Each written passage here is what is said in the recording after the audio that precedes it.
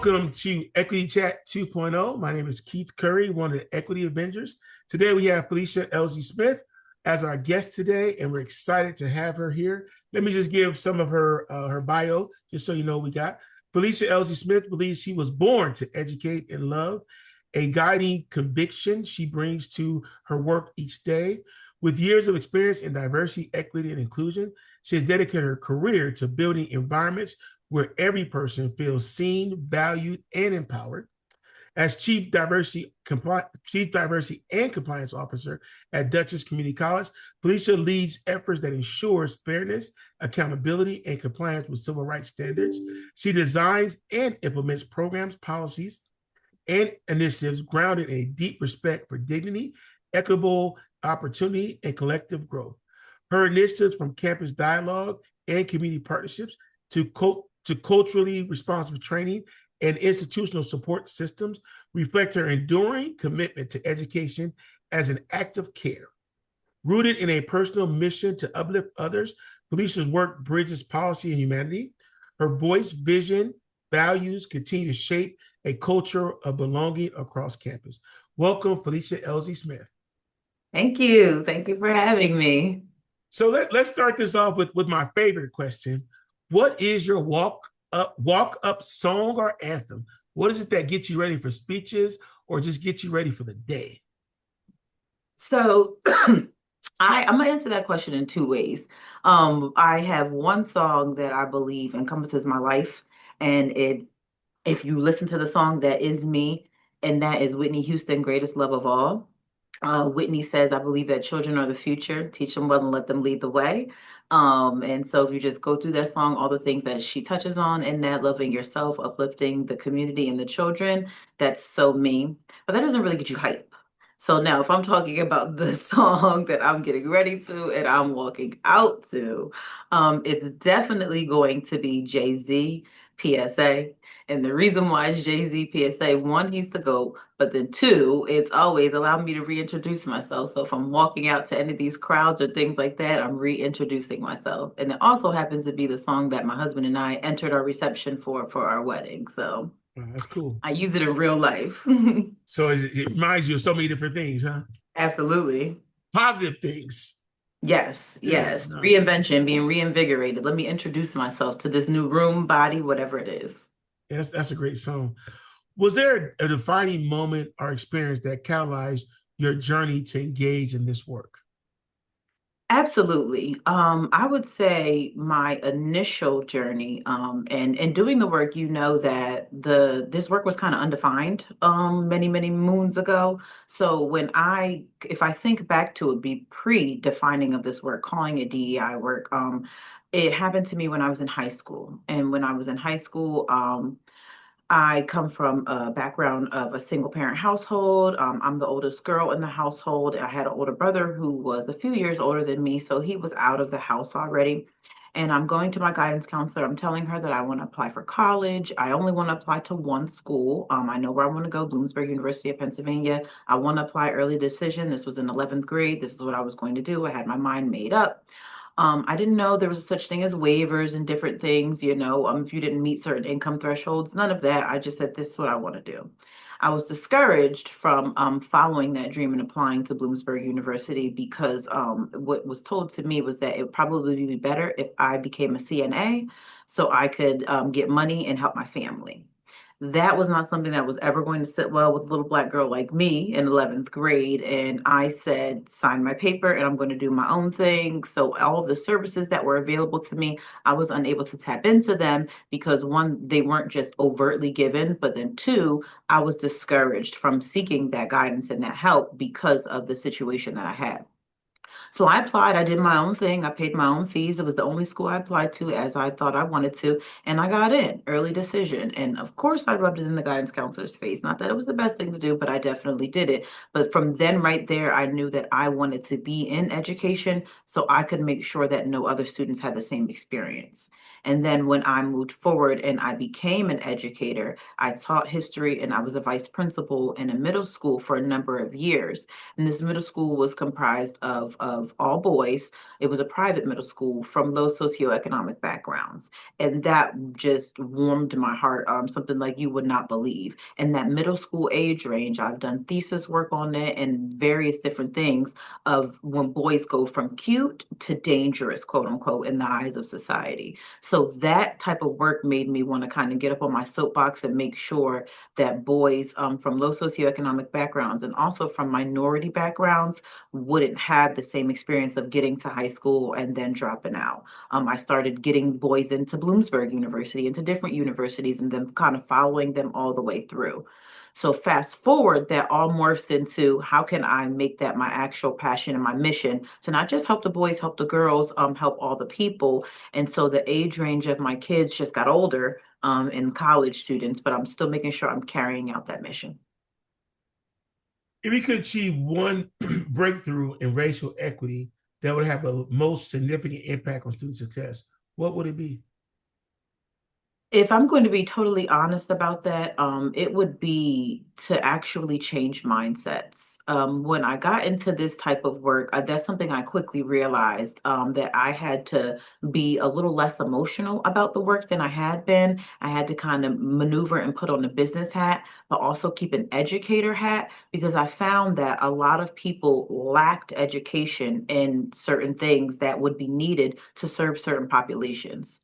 So, and having conversations and dialogue with people, I had to kind of look at myself and say, okay, you're making an assumption about the person because of the way in which they're moving. But if we dig into this a little deeper, maybe this mind could be changed with some education. So I started taking that approach to this type of work, and I've seen the results that it can have. Now, I know that's not always going to work for everybody, but I believe that if we take that approach and kind of change mindsets with some education, things look differently because there are rules and allegedly we're all supposed to follow them. But what we feel deep down within us guides our actions and guides what we do on the day to day. And I believe that if let's harken back to my guidance counselor, if my guidance counselor had a different mind frame and a different way of thinking, she would have guided me in a different way, in a different direction. I don't want to say she's the worst person in the world, but that experience for me totally changed my outlook on life. So if, people like that could have an educational experience which changes their outlook, we can eliminate some of these barriers. Changing mindsets takes time, right? Absolutely. It takes time, but also trust. So, how do you Yes. build that trust with individuals as you try to change their mindsets? I As it think relates to this attempt, work? oh, sorry. No, as it relates to this work, I just want to put that out there. Mhm. Attempting to gain the trust is the number one thing that I have to do within my role. And DEI work is extremely collaborative. So, and us that do the work, we tend to be very impassioned and very emotional. So we have to kind of bring that out a bit so we can make everybody see that this work is for all, and also that this work is not just targeting one specific group. I like to use the D word sometimes because there's a stigma put around the diversity word there. In reality, everyone is diverse to some degree. Just think about it. It's not just if we're talking about skin color or height or gender. So we need to think about, hey, some of these initiatives and things, they're going to work for all. Do I agree that they're going to work for all? There has to be a trust in the middle for me to even hear you and allow you to give me that education. So we need to start with what are some needs and things that you think that you might have? What are some things that we're doing that are already working great? Don't look at the person who does the diversity work as the sole person who needs to do that work. Build those bonds, form those relationships. So it's my job to make sure that I'm pushing in and make sure that I'm permeating at every angle of the campus to make sure, oh, that's Felicia. She does not just come around when things are punitive or we're doing some things wrong. I can call her and ask, hey, how might I handle that situation? Or what should I do for this? Which gets in turn more people at your events, more people to participate in initiatives that you have, and then more people to spread the word about working with you to get different things to happen. In this work, a lot you might find people that have passions about certain things. A thing that I did here at DCC was revamp the way we did our diversity council on campus. So it could be a committee of people who are going out into the campus and doing the work. So we have what we call like strategic action teams or branches off of the diversity council.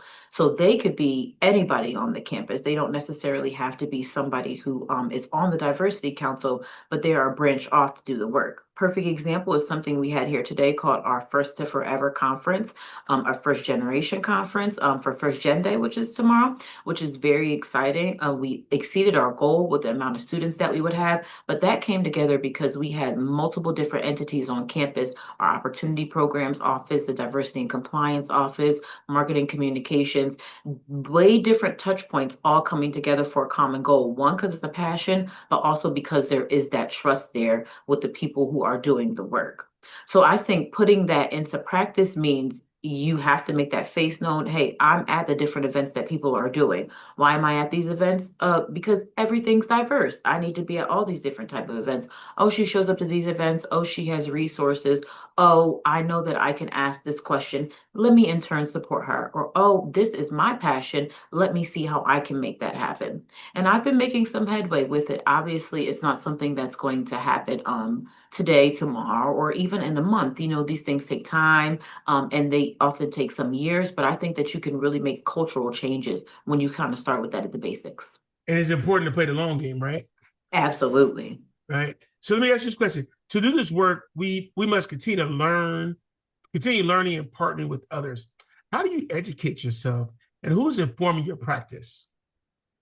For me, it's in the times that we're in, if I'm going to be totally honest, I try to avoid some things because it can be an overload in doing this work, and what's going on in the world right now on top of doing the work every day can be very heavy.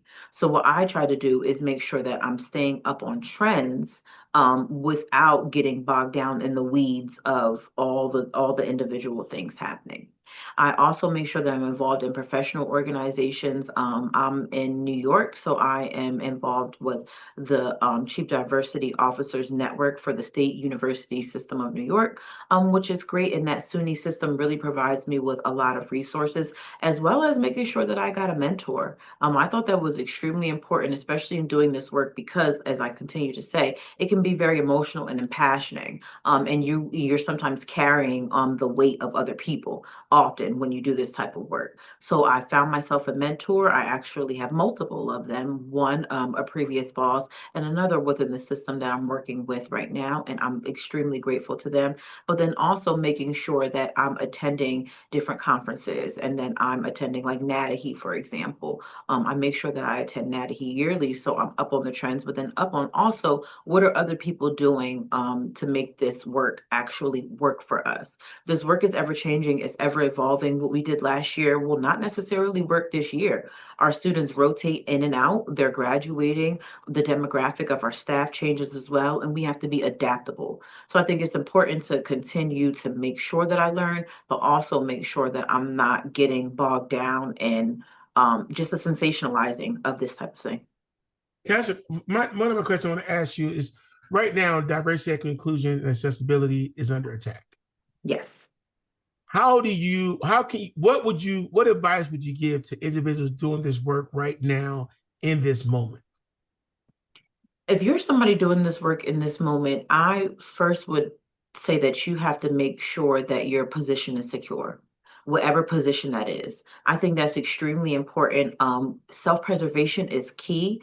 I continue to say this work makes you very impassioned and is very emotional, but we cannot run ourselves into the ground doing the work. So when I mean our position is secure, if you're being paid by it, make sure that you're going to be employed there next month. If it's something that you're doing because you want to and you're doing it on a volunteer basis, make sure that the population that you're serving or what you are trying to do is not in direct conflict with any of the things that have come down or the population that you're serving, because you're going to give yourself unnecessary headaches. I think in this work, we have to go where we're welcome and then try to do education as we are able to. And that involves that trust factor of it. How are we going to bring in the other people who totally disagree with the work that we're doing? Or how are we actually going to use the other side of it, the education, to really help people understand what the work is?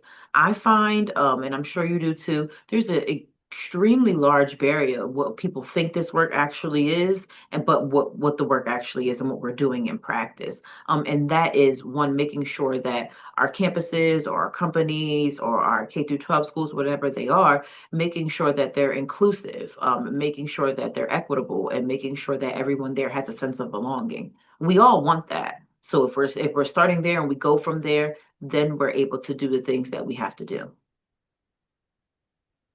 We have a vision for the future we want to live. What is your freedom dream for higher education, and what gives you hope for its future? For me personally, I'll start with what gives me hope. The youth give me hope. They give me a lot of hope. The youth are invigorated. The youth are amped up.